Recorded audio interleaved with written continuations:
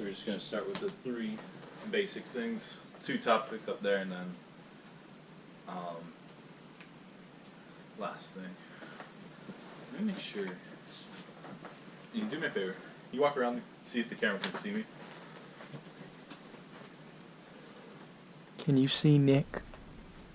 Yes? Can Okay. you see me? Yeah. Alright. He said yeah. See the name? Alright. Yeah. Alright. You ready? Sure. Alright, 3, 2, 1. Welcome back to another podcast. Welcome back, Zach. Hey, good to be back. Good to be back. For just a quick clarification. Sorry, I didn't get a podcast out last week, basically, because I had a bunch of things going on, preparation for graduation, which we are going to be graduating. I will be graduating. Yeah, I'm not and I yet. just graduated, so just any apologies for not uploading last week. But I wanted to get some good topics out, and I wanted to sit down and make sure I got some good stuff out. And I think the first thing I wanted to go over was I talked about Tua basically very small amount, but with Tua going to Miami, that leaves Miami in a situation of 3 quarterbacks. Kind of like the Redskins, only this one's a little more probably frustrating because it means most likely Josh Rosen's going out the door, who they traded for last year. And now with him in 2 years already getting moved around from 2 teams, probably going to get moved to a third. If not, he's probably not going to see the field at all this year. Is he considered a bust at this point? So, I mean, you have to give him credit for, he hasn't exactly been put in the best situations. No. Last year in Miami, he was thrown into, first You of mean all, Arizona? in Arizona, Yeah. when he got drafted, he was put into a situation with a team that had no team at all. He No. had no offense. His defense was terrible, and it was just a team that was destined to be terrible. And he was expected to pull them out of the gutter, which He obviously didn't happen. They finished dead And then- last and ended with the number 1 pick.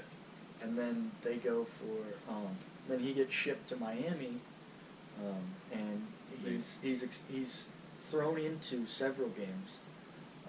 Probably an even worse situation, like even let's be the honest. first game he got thrown into in Miami, or was Dallas, right? against Baltimore, week 1, in a blowout, Oh, that's true. and a team that was already Losing like 40 to 0 yeah, they were or losing something like like by like 40, and he's expected to just that. Play good. yeah, but he didn't.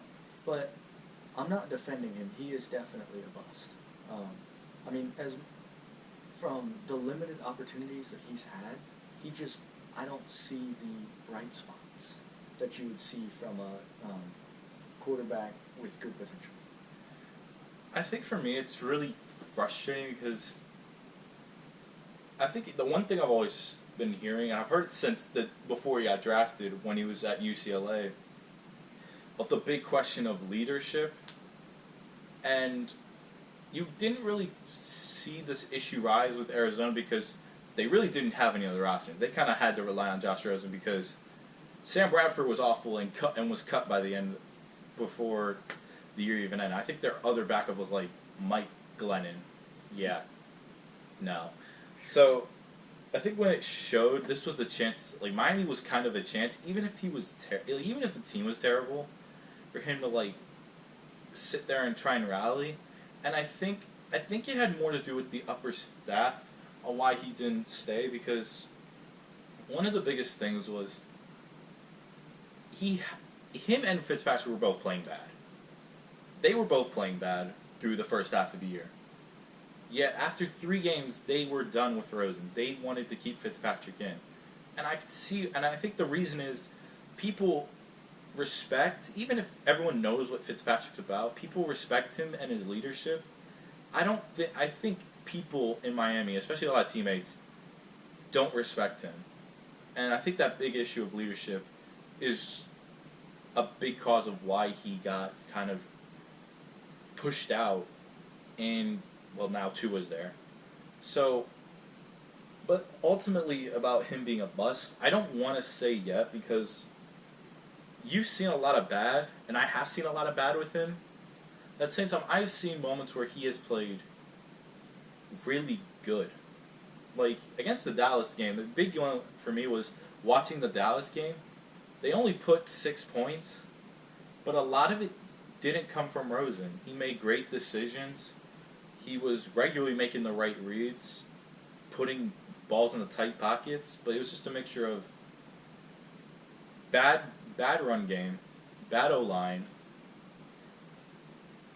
and I think they had the most drops that game than any other game in the year, which just doesn't set him up for anything good. If I don't want to entirely write off Rosen until I see him on a team that actually can support him.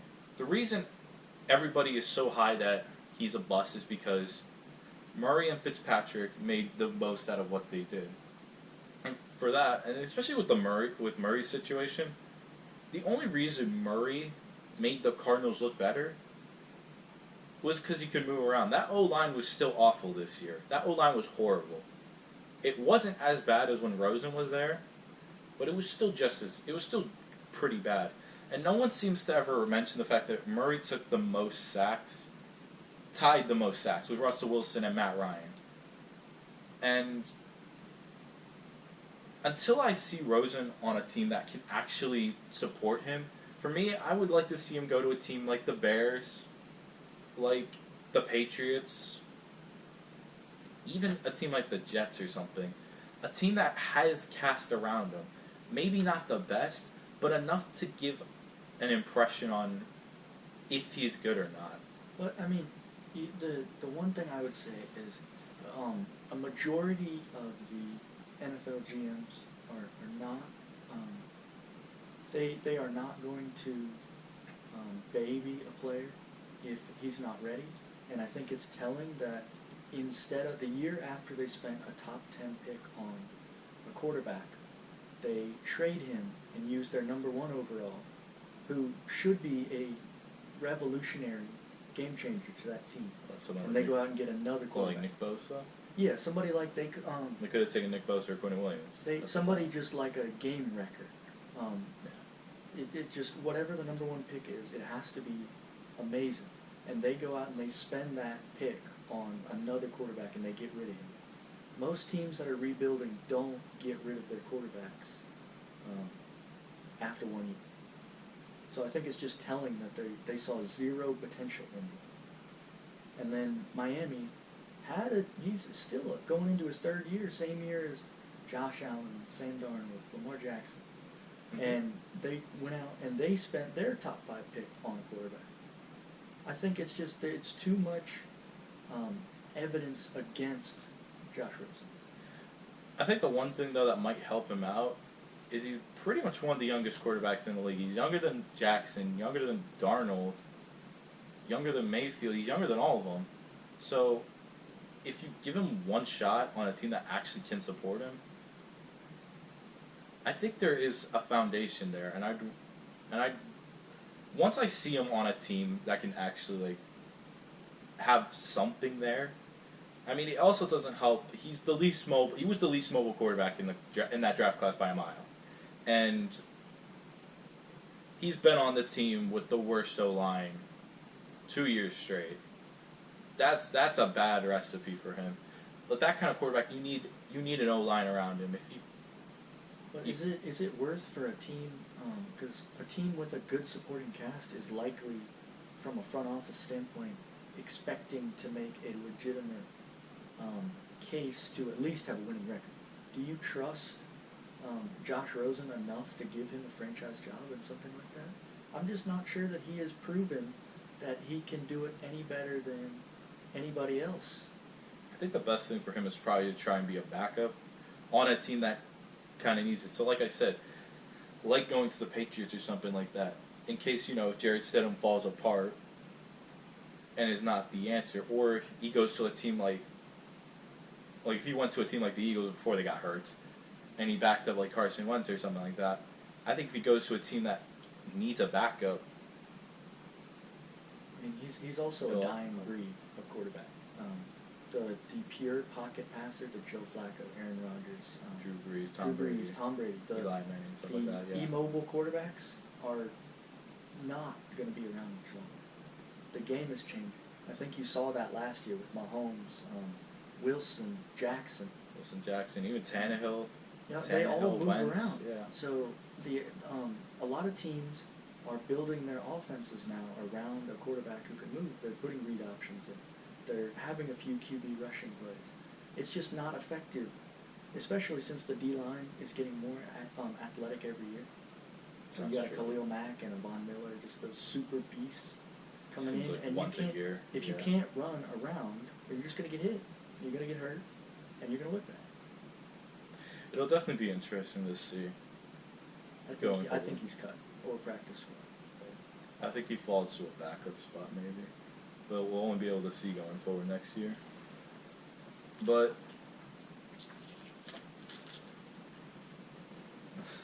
I think the next thing, from teams that struggle with quarterback issues, now I think the next thing would be teams with coaching issues, and we all know no head coach is perfect, and there are bad coaches out there. We all know them. The Adam Gases, the Freddie Kitchens, Bill O'Brien, Hugh Jackson.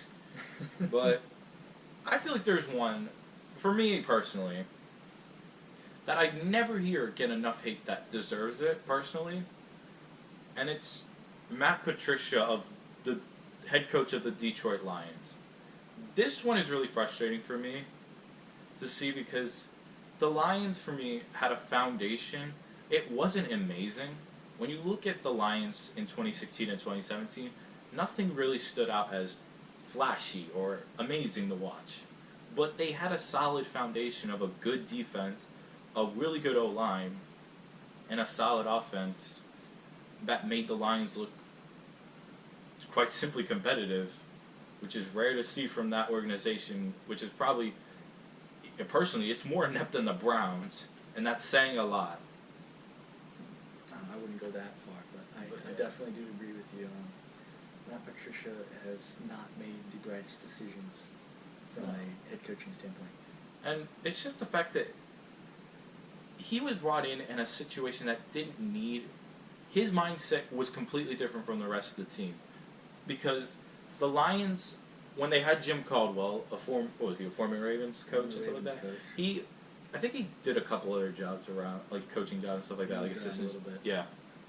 But when he went to the Lions, I always compared him to Marvin Lewis, because he was the kind of guy who players wanted to be around. Was he anything amazing? No, not really. But to give the Lions 3 winning seasons in a row, and then cut him, fire him, was one of the most baffling decisions ever. Granted, I know they choked a lot of games a couple years back, in an important time, when they could have easily made the playoffs 2 years in a row, but cutting him was just a weird decision at the time. And then I saw who they hired, and I feel like my heart kind of sunk, because it's I don't know why people think organizations continue to make this mistake.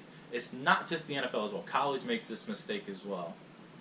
But people think that if you work under Bill Belichick, it translates to you're going to be a great head coach anywhere else in the league.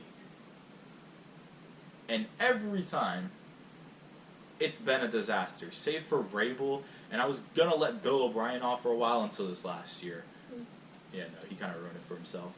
But save for Mike Vrabel, every head coach job that has been from the Patriots has been a disaster. Brian Flores, I'm still going to hold out for. I'm not sure yet, but am I wrong with that? It's just people don't. It's hard to say that people underestimate the genius of Bill Belichick, but it still feels like some of the executives do, because a lot of times they don't need a new coach. They didn't need to get rid of Jim Caldwell. No. But you bring in a guy who his playbook and all of his moves are approved by Bill Belichick. Yeah. And his great mind. And then he was never running the show. Never. He didn't run that defense.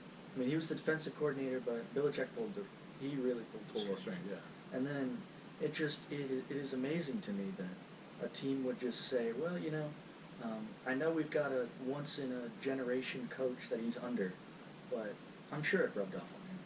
Mm-hmm. But it doesn't, because he comes in and all of a sudden he's Belichick.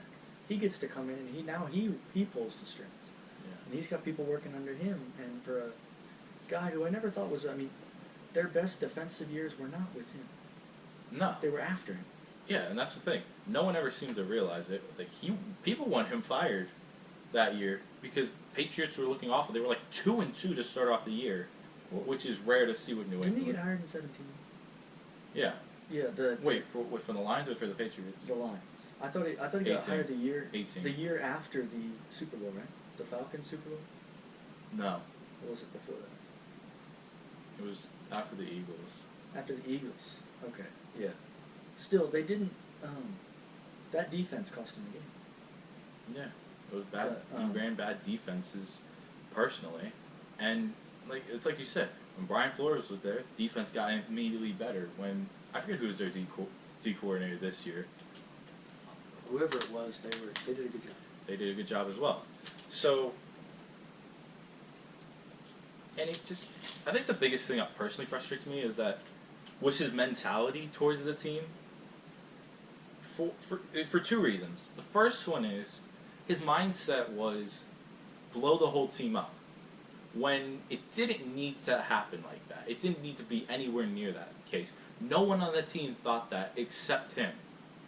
And he ignored what everybody believed, that this is a good team. Because it was a solid team. It just needed extra things to make like one superstar player or one or two really good players, and that could have definitely been a team to be feared. But his mindset was blow it all up and restart. And the rebuild looks awful. It showed when he just disconstructed the team, brought in like a bunch of Patriots players, brought in a scouting member on the Patriots to be the GM and Bob Quinn, and they finished like 6-10, and then to go in the next year and end even worse, 3-12-1. And not just that, I think that's the first issue I had. The second one was, and I talked to you about this last night, he pissed off a lot of the defensive stars on that team. I know Darius Slay left unhappy. Yeah, I remember because I listened to us talk on first take with Michael Irvin, how Matt Patricia basically disrespected Darius Slay, showed like embarrassing pictures of him in front of the whole team locker room, like in like a conference room. Like if that was me, I would have gone off. That is disrespectful, and that's your best defensive player on the team by a country mile last year that you did that to. But it wasn't just him, because before that he did it to Glover Quinn, basically screwing him over. Damon Harrison came out saying he hated Matt Patricia and wanted to get out of there. And there was one other one. Who was I thinking of? I think it's just telling.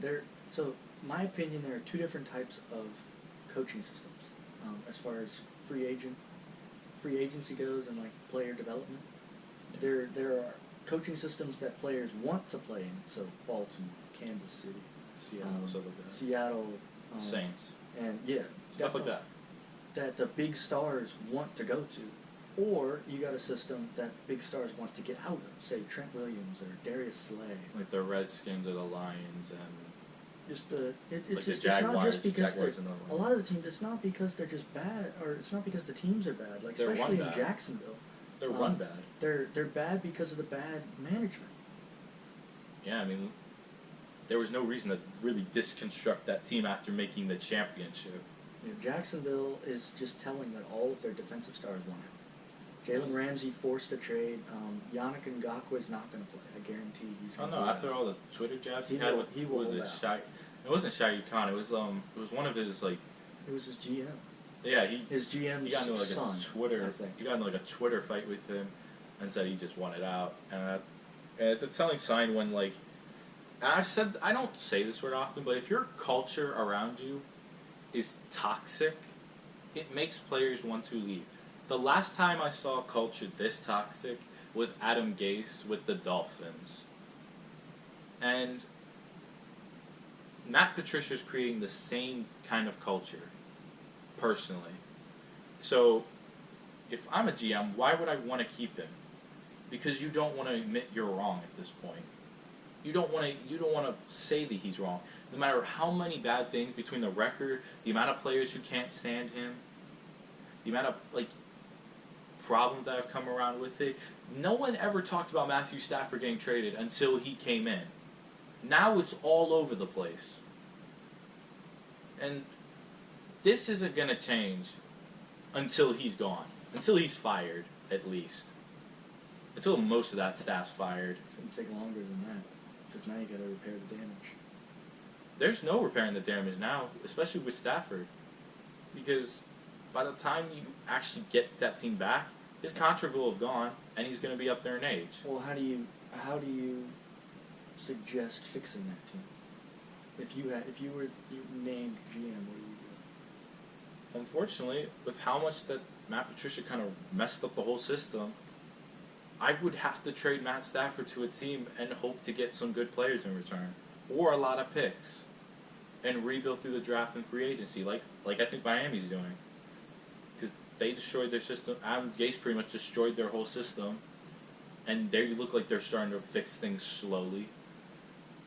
As much as Detroit fans probably don't want to hear it, that's probably their only way. And I don't want to say this because I love Matt Stafford. I think he's probably the most underappreciated quarterback in the league, even more than Wilson. I think he never gets enough credit for the things he does. Considering he's in the top 20 overall for passing yards, which is hard to do. Yeah, I mean, I agree with you. I think Stafford could be successful. I just don't think he can be with Detroit. I think if you're Detroit, I think you need to let him go. Get new management, I think you need to get a new coaching staff. I think you need to let him walk. Well, not let him walk, trade him. Well, that's what I'm saying. Let him go. Yeah. And then I think you rebuild and you adjust to the new system. Yeah. That's the only way to move forward. I just hope they make the right decision after next year. Because we all know they won't be playoff teams. That's for certain. Yeah, especially in a year where they added a playoff team and everybody is naturally hopeful. And considering their division is probably one of the hardest the divisions probably to be in. Especially where they are at. One of the, I know every fan has hope coming into a new year, but it's hard to find too much hope when we still have this team. Yeah. And for the 6 Lions fans out there, we are so sorry. Especially Ninja. Okay. You can say that you have more. There are more of you than there are Chargers fans. Or Jaguars fans. You can take that concept. Yeah. But I think before we end it, I think we've got one more big thing to talk about, and it's this idea. There's been a lot of hype surrounding next season because of the addition of a playoff team, and I feel like this idea of a lot of bubble teams are starting to really show up. And for the people who don't know, can you give a quick explanation of what a bubble team is, pretty much? So, in the NFL, like you have a couple teams that are like legitimate Super Bowl contenders. They are if they are kind of the Super Bowl or bust group. Yeah. There's about 5 of them. Ravens or Chiefs or Saints, or that type of crowd. Stuff like that, yeah. And then you have the opposite, where you have like the bottom of the league, like the Jaguars, the Redskins, the Lions, stuff like that. And then you have the teams rebuilding, and then you have then you kind of you get this weird divide between like the bubble teams and like fringe playoff contenders, which are 2 different things, by the way. So, for a bubble team, the way we defined it was kind of it was a team that could be expected to win the division or make the playoffs. Also have probably a lot of hype surrounding them as well. But not, it's one of those teams that is kind of the make or break. The teams that are either going to do really well or going to flop.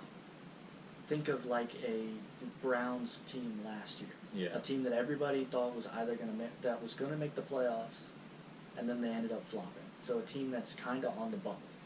You don't really know which way to think, so we defined them how we thought how it would play out this season. And I think we each picked like one team from each conference that we thought was like our bubble teams for the year.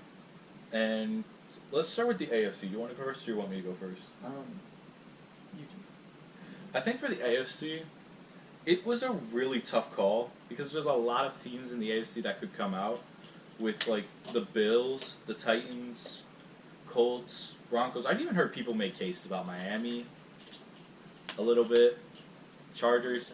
I think for me, I think the team that's going to be the biggest bubble team for me next year is going to be Miami.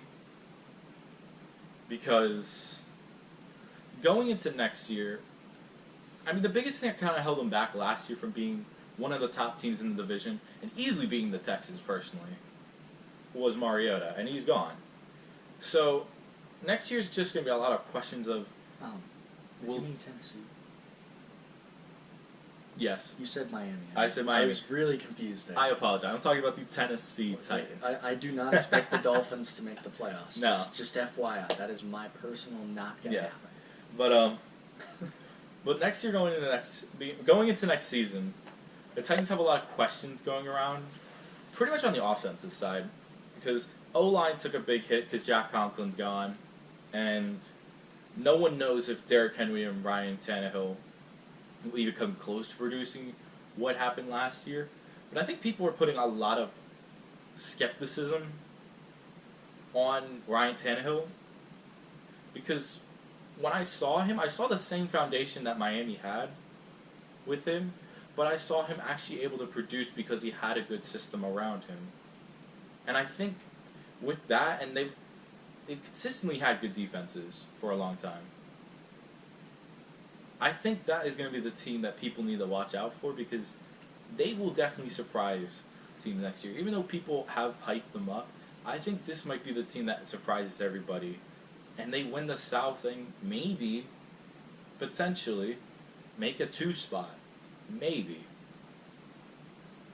Or they look really mediocre and fall into a fringe playoff spot. I mean, their advantage is that they are in a wide open division. Pretty much, yeah. There isn't a whole lot of... There's nobody in that division that you could say, playoff lock going to happen. If you had to pick one, because it's a Tennessee is going to be that team. Yeah. It's basically a 3-team division. It's not Jacksonville. And then it's a 3-team division, and then Jacksonville is just on the other side of Narnia. Yeah. My AFC team, I didn't... this team is not in a division that is... You say winnable? Yeah, it is not winnable for this team, but I think that the team to look out for here is the Denver Broncos. Really? I think that they were really young last year, and they've had, ever since Peyton Manning left, they've had trouble getting a quarterback. Oh, they've gone through a carousel. Simeon, Sanchez, Paxton Lynch, Brock Osweiler, Joe Flacco, Case Keenum. They've gone through like a quarterback carousel for the last 3 years. But now it seems that this team has more faith in their quarterback than I've seen since Peyton Manning. They have said on numerous occasions, this is the guy. Drew Lock, and I'm not saying that he's going to be the next... I'm not saying he's going to be the next all-pro, but I do think that he's going to be productive in that system. Because a team that already had a good defense, you put him in on a young team with... They just got Jerry Jeudy, my best receiver in the draft, easily. I agree with that. And then they have Noah Fant, who I think is going to have a big year. I think this is going to be the breakout year he needs. He is a big target that nobody even really saw last year. He had no media attention whatsoever. No, because everyone hyped up his other Iowa teammate in Hawkinson. But then you still have then you have the two-headed monster in the backfield. You have Philip Lindsay, who I have always liked. I've always really appreciated him. And then you put Melvin Gordon in there. And I just think it's a team, they're not going to win the division, but in a year where they have an extra playoff team, I think that's a team that I could realistically see making the first wild card spot. Yeah, and maybe making a surprise run. Then you take a team like then they have to play a team like the Bills or the maybe Tennessee, or maybe Houston. even Indy. And play if they play the lowest ranked division winner, and they have a shot. You just surprise they're in the division. They're in the divisional round, and they have a legitimate case, and you never know, they could pull off what Tennessee did last year. I agree with that. So that'll be interesting. So I think going into the NFC now, this is where I think people are going to be really surprised going into next year. I think I'll go first because you have a bigger surprise team. I think for me, this bubble team came because of how much I really doubted one player in particular, and I'm going to be talking about the Minnesota Vikings. I'll admit it right here and right now. I have been so wrong of Kirk Cousins for a long time. I've said it for all the years he was on the Redskins, for all the years I've watched Redskin games on Fox or on another station. I've always said Kirk Cousins is mediocre. All he can do is win against bad or mediocre teams. Anytime he has to play a good matchup, he loses. And when he came to Minnesota and the first year came and they missed the playoffs after Case Keenum took him to a magical year, I sat there and I bashed him over and over again. I said, this is not your guy. You're wasting money. He's small in big moments. You're wasting time. And I was wrong again.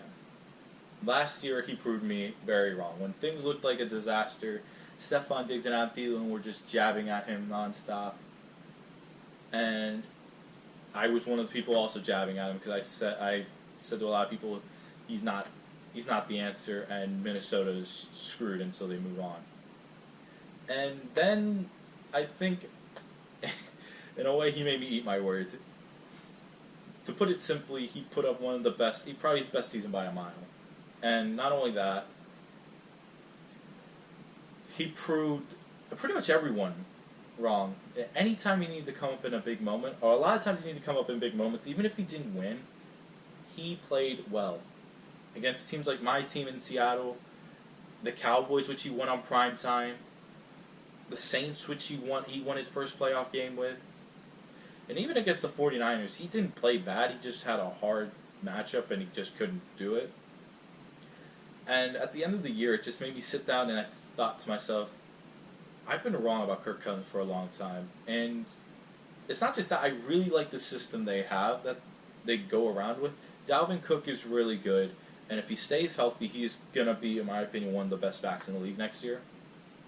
And along with that, they rebuilt the O-line last year, and it looks amazing, and it's still amazing. Wide receivers will be really fun to watch, especially because I'm really looking forward to Justin Jefferson. You think they can replace the Stephon Diggs production? I think so. I personally thought for a while Stephon Diggs is a bit of an overrated wide receiver. Yeah, because he talks more than what he can produce personally. I think that the Vikings are I think from a team talent perspective, they are in a winnable division. They are. The biggest problem is going to be going forward is defense because they lost quite a lot on defense. Rhodes is gone, which is probably a plus, honestly. Trey Waynes is gone. Linval Joseph they cut. And I don't think signs aren't pointing to them signing Everson Griffin again. So, in terms of talent, they took a big hit. It's not to say they don't have talent, though. Eric Kendricks is still there. Harrison Smith. They still have, and they still have Danielle Hunter. They still got plenty of talent on that defensive side. And Anthony Harris. They've got plenty of talent on the defensive side of the ball. It probably will take a step back, but I think they are in a position to show everyone, and this might be Kirk Cousins. I think last year was pretty much his breakout year, but I think this is the year that just solidifies him as potentially a top 10 quarterback in the league. And I think this will be the year that proves it. So, And it might honestly lead to the Vikings winning the division. I feel confident they can win the division with that team, even with defensive losses.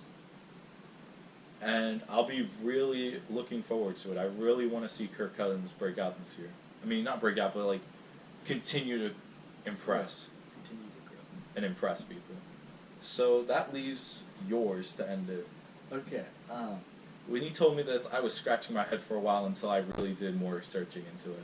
So, my Shep's surprise of the day. Yeah. I've got the Arizona Cardinals as my bubble team to watch. When he told me this, I sat there, I scratched my head. I said, "Are you crazy?" Because I said, "You're picking the Cardinals, who are in probably," and this is just my personal opinion, the NFC West is the hardest division to be in, considering the 49ers and Seahawks are pushing for a Super Bowl, and the Rams are in desperation mode and probably will find ways to try and win this year. So I said, what makes the Cardinals have such a chance to be a bubble team this year and potentially impress people? So the first thing I like is I know Cliff Kingsbury is relatively unproven. Yeah. He's a college coach, but what I like about him is he understands the direction that the league is going. So I do appreciate that as well. I have mentioned before in this episode the new wave of mobile, almost college-like offense. It's been improving, becoming more and more popular. I mean, I think the breakout year Lamar Jackson had, I think just proves that teams are starting to go in this direction.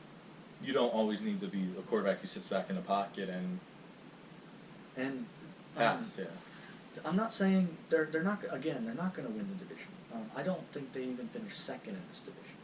But I do think that, especially with the new playoff team coming in, with that 7 seed, you don't have to be amazing.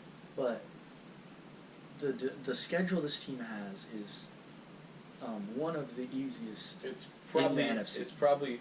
Actually, I'd say just NFL entirely. I'd say they probably got a top 5 easiest schedule in the league. You take out the division games. If they can win 2 of the division games, they're in the playoffs. So how many times they've pulled upsets against Seattle? That's very well possible. So, just to give you an idea of their schedule, they start. They have 2 divisional games to start the season, and then they play the NFC East, the AFC East, the Lions, and the Panthers. So that's a lot of games of teams that are rebuilding or really bad. The only games that probably leave them any trouble is probably Dallas, the Bills. That's about it. The other ones I could all see them winning. And division games. And the division games, yeah. And who knows? Because for all we know, the Rams could just lay an egg this year, go 6-10, and Cardinals steamroll them. I could see that. I could see the Rams The Rams, I think, are finishing cellar of this division. I think they are as well. And the talent level on this team is incredibly underrated. Like you just drafted top 3 talent level player in the draft, Isaiah Simmons. I need to see what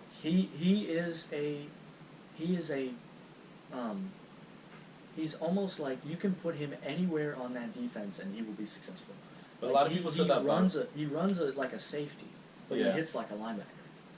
I think the biggest problem. I mean, a lot of people see that. We saw that in what was his name? Hassan Riddick, who's now pretty much people consider one of the worst linebackers in the league right now, and because people thought he was versatile, people thought he could come in quick and sack people, and like a safety, like safety in corners, but yet play coverage like a corner, and it's turned into a disaster. But so I don't. This team have some pieces in the secondary. They lost a couple the past couple of years, but they do still have a couple pieces in place. Like they still have Patrick Peterson. They still got Chandler Jones. They don't need a lot of pass rush help. They've got ways to get to the passer.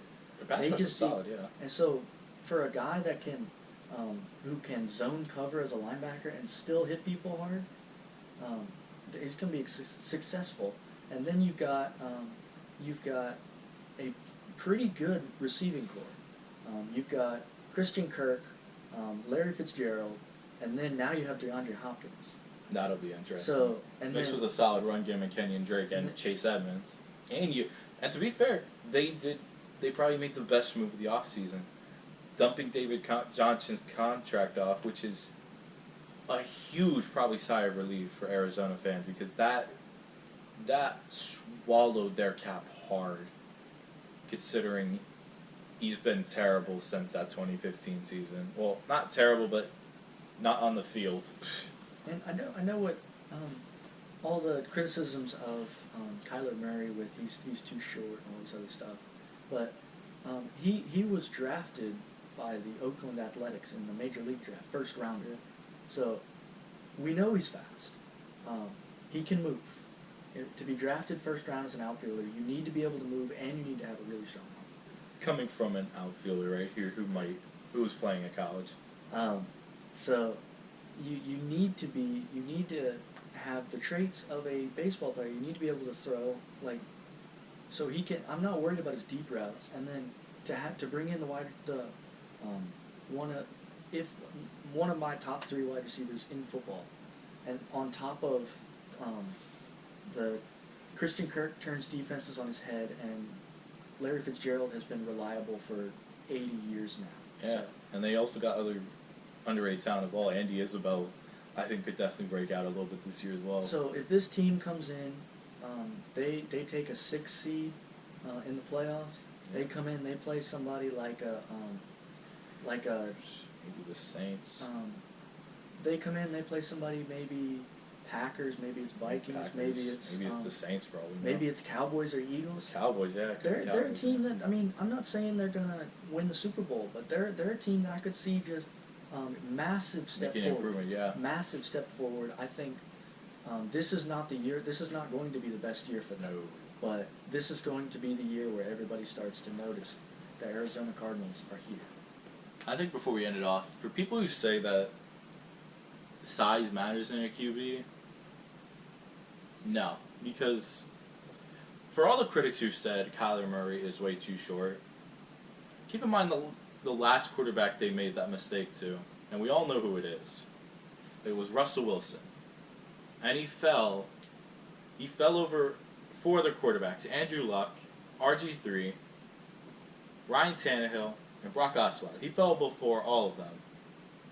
And save for Andrew Luck, who unfortunately retired due to unfortunate circumstances, he was better than all of the other 3 quarterbacks, personally. And he proved everyone wrong because size doesn't matter in the NFL anymore. I mean, Darren Sproles has had a long career, and he's been 5'6". Size doesn't matter in a lot of positions anymore. It matters of talent. Now, I agree with that, but I know a lot of it comes from the O-linemen are just freaks of nature. And the tackles, to be a good tackle in today's NFL, you probably need to be... I didn't say all positions. 6'3", 6'5". I said No. Yeah. So you need to be able to see over them. Yeah. And that's what people are afraid of. But the thing I think separates Murray is just his mobility. Yeah. He can run. I mean, he's not as athletic as, say, a Lamar-type character or a Deshaun Watson maybe, but he can move outside the tackle, and he can put the ball where it needs to go. He played the Ravens pretty tough last year. Well, it'll be definitely interesting to see. But that is going to end it for our podcast. Thank you for watching. I've been Nick. I'm Zach. And we are signing off. Until next time. See ya.